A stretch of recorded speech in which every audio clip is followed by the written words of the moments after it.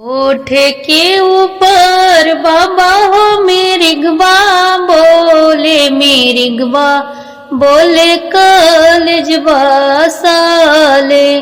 कोठे के ऊपर पापा हो मिरिगवा बोले मिरिगवा बोले कलजवा साले।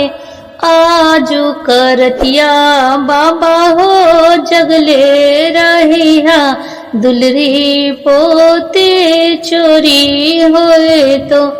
आजू करतिया पापा हो जगले रहिया लाडो बेटी चोरी होए तो।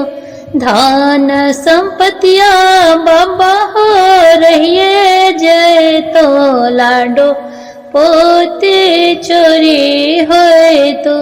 गैया भैंसिया पापा हो रहिए जय तो लाडो बेटी चोरी होए तो।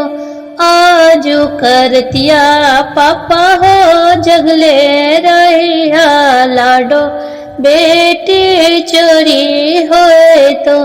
कोठे के ऊपर भैया हो मिरिगवा बोले मिरिगवा बोले कलजवा साले।